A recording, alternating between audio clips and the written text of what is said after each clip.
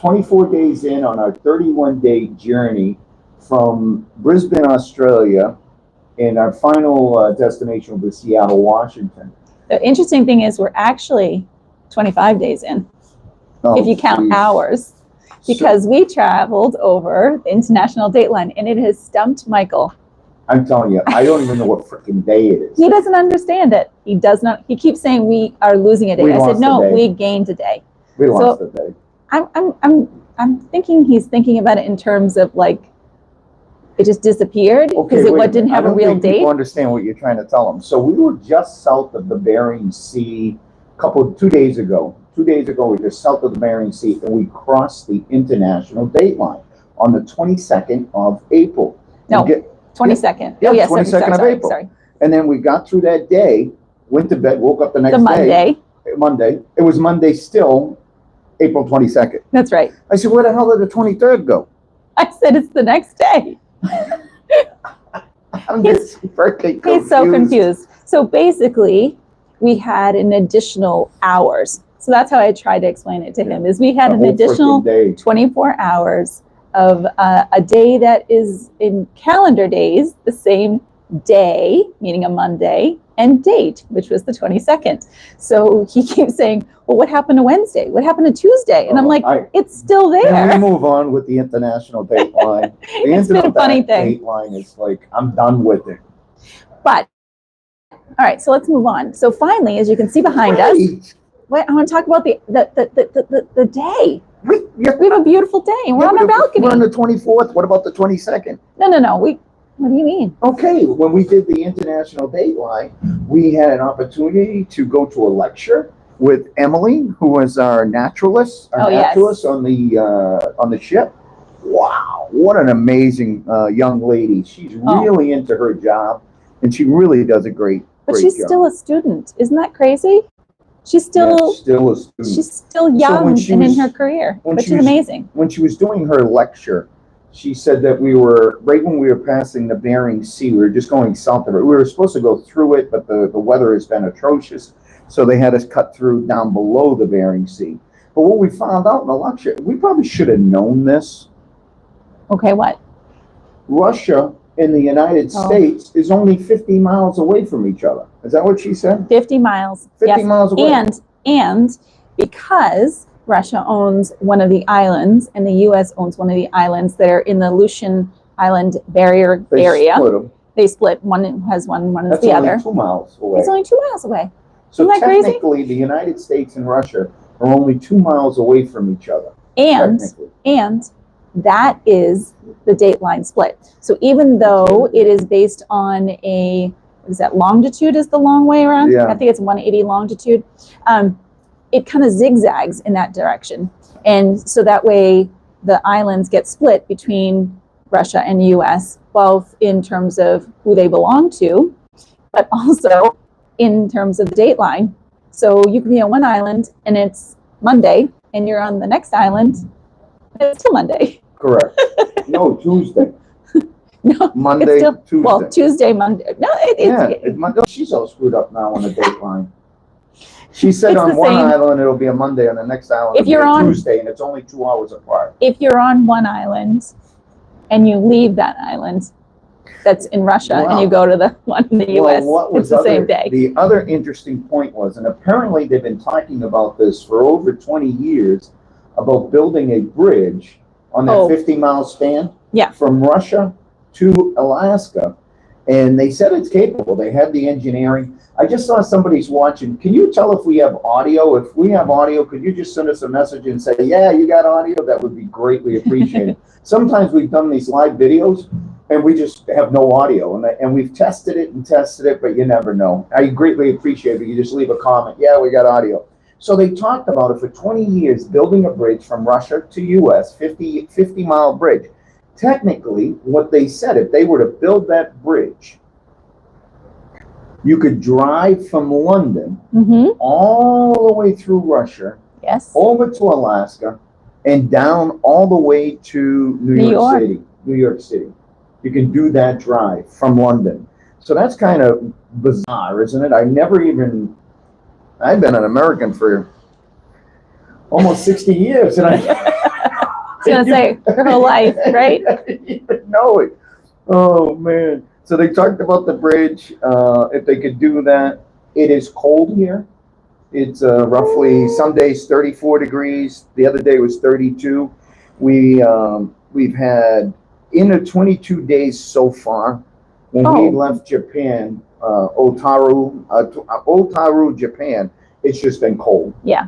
It's been cold. We've had lots of different weather climates that we've gone through since the very beginning of this this 31-day journey, which started in Australia. It's hard to believe that it started there, and it was really warm. But so there's some of the difficult things that I've experienced in traveling the 24 days. Dry skin. My skin is constantly dry. I got to constantly put lotion on it. Are you experiencing the same thing? Yeah. Yeah. The next thing was sleeping.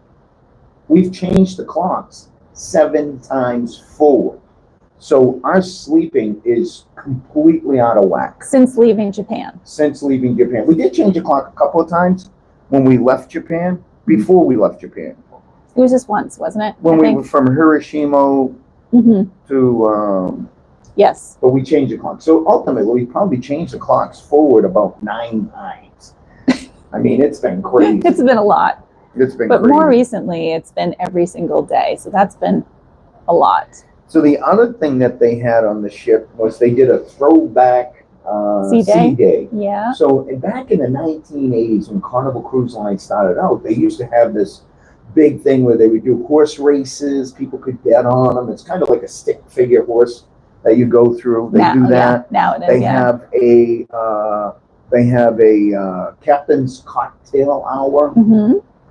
So they had that done. That was nice. That was free of charge. But on the 24 days so far, sleeping and dry skin seems to be the problem for me. What about for you? So for me, it's kind of where I was going with this. So right now, we actually see the horizon line here. And that is because it's not foggy today. We've had so much fog that our visibility has been very limited. And in addition to that, the seas have been very high swells, lots of high winds. So we haven't really been able to go on deck. It's been raining, windy, the wind pushing the white caps, splashes. We haven't really been able to enjoy our deck outside because it's been very wet. And today the seas are still relatively calm. I mean, it's a couple of white caps, but it's nothing.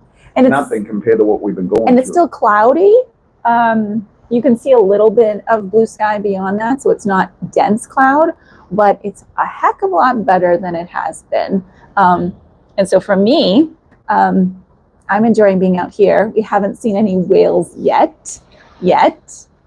We were then told that we will see whales. Yeah. We've been to Alaska before, and we did in fact see whales last time we were in Alaska. But we're approaching Alaska from a total different direction. So we're hoping to see something different. There's something else that our first port in Alaska is Seward. Seward.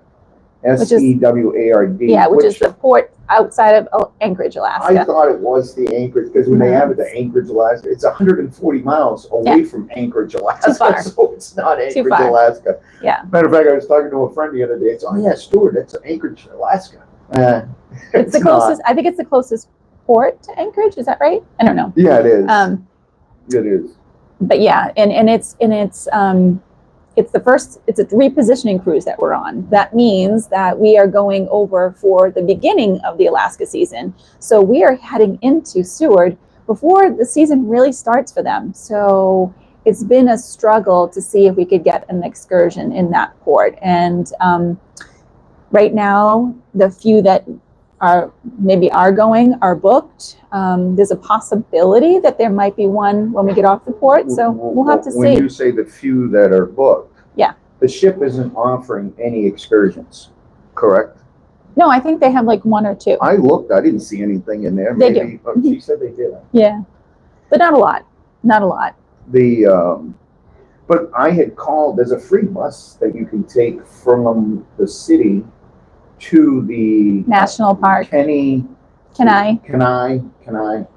National Park, and that's where you could see the exit glacier. You can actually stand right up next to the exit glacier. You may want to Google it, exit glacier, and it's freaking amazing.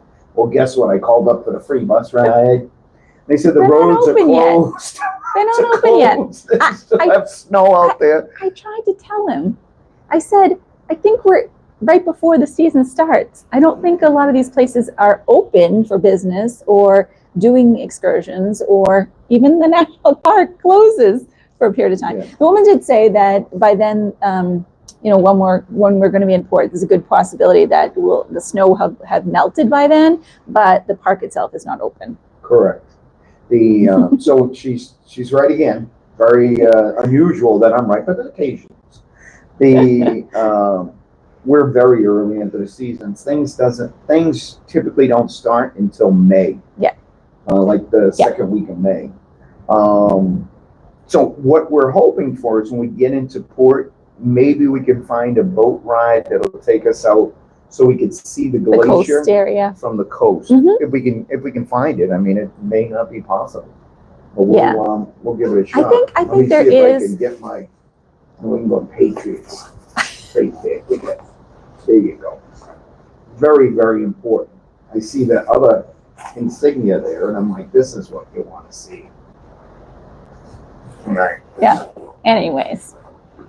Yeah. So I think that we might have to just play it by ear, and whether or not we're going to be able to actually do anything more than just walk around the port area, which is tomorrow. I think that's what we're going to do right now, is kind of walk around the port area. We're going to do that tomorrow. That's tomorrow.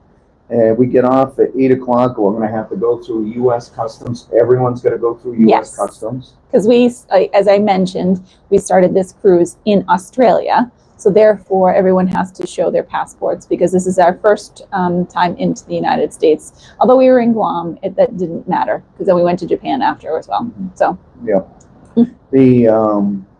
was there anything else that you wanted to talk about? I think that like I said, we're kind of excited. As Michael mentioned, we haven't seen whales yet, when we've seen them before. There have been some people on the ship that have seen whales from this ship. So we just haven't been the two that have yet. It's been a great journey. It really has. It's been an amazing journey. Demographics are a little different because it's a 31-day cruise. We had a medical evacuation a couple of days ago through it was extreme weather conditions. So it was cloudy, dense fog.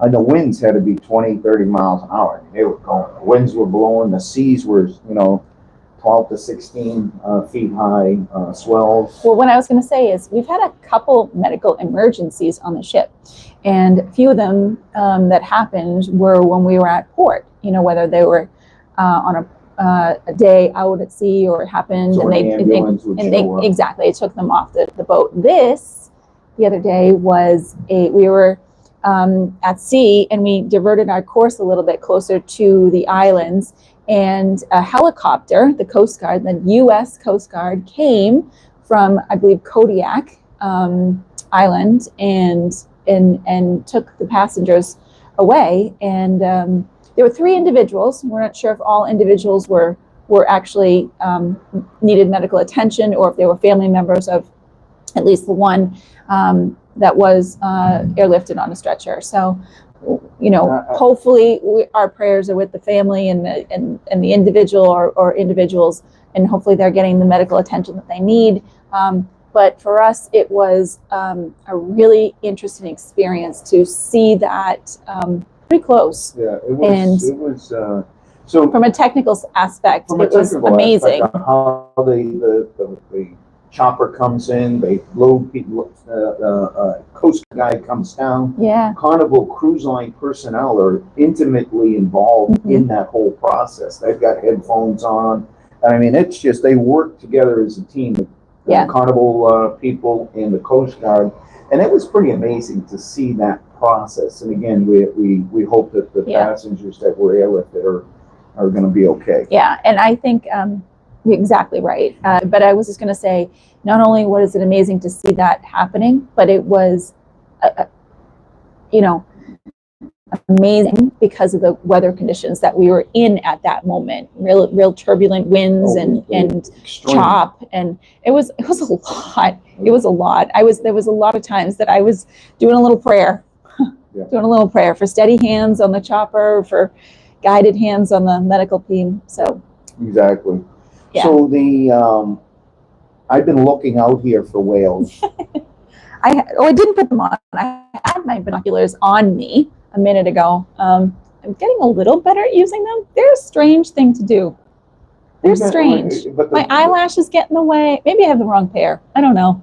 Keep in mind on that evacuation, we did do a video on the evacuation. You might want to look for that, just if you've never seen the actual. If you're interested in the process. Yeah. We did a video on that. Yeah.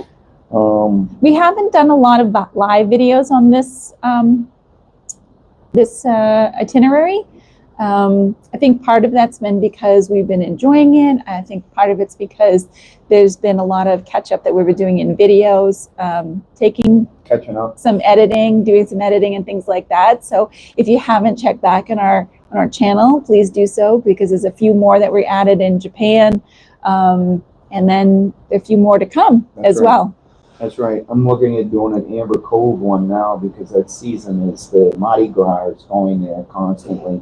So I'm hoping to get some costs and pricing information on the Amber Cove, and hopefully that'll be helpful to people.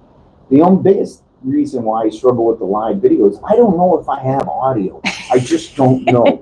And we've done like 2 live videos. Everything was great. Wow. And then we find out everything was energized, and we didn't know we had audio. Yeah. And if we're talking and asking people, hey, do we have audio? And they don't respond, I'm guessing we don't have audio. Maybe. So hopefully this isn't a wasted video and you're seeing this, but it's pretty cool. Like, you can see some of the chop down there. It's fun. We're having a great time, and I'm happy to be out on the balcony. Have a hat, a fleece, and if you have any questions or comments in regards to a 31-day cruise journey, please leave them down. We would love to share any experiences that we may have not captured on camera, but we've experienced them. We just haven't shared it on camera because we weren't thinking about it. You guys may come up with something that says, hey, what about this? Hey, what about that? Put the question down below. We love answering questions, right? Sure. Yeah. Absolutely do. Absolutely. So tomorrow we will be in Alaska. Yes. And TBD on what we're going to be doing. I think we're going to walk around the port, try to find a boat, maybe go see the glacier, but we'll see. Should we give a little bit of a spoiler alert on one thing that we are going to be doing in one of the ports? No.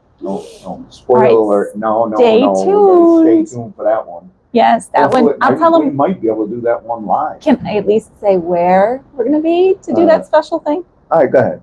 All right, so we're going back to a port we've been to before, which is Juneau. Juneau, Alaska. We've been there before. Yes. And we've had fun there. We've actually had a lot of fun there. Yes, we went to Mendenhall Glacier. So that's another hint. Not necessarily walking over to Mendenhall Glacier.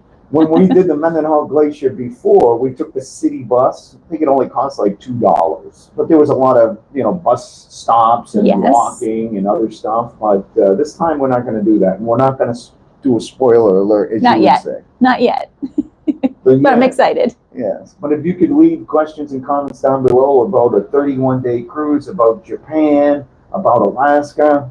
If we don't know it, we'll find out here on the ship. Someone knows. Someone knows.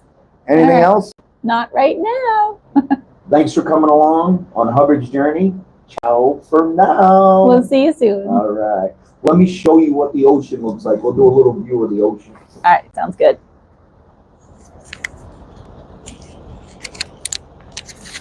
This is from our cabin, so you can see we got lifeboats there, which is very handy in the event of an emergency.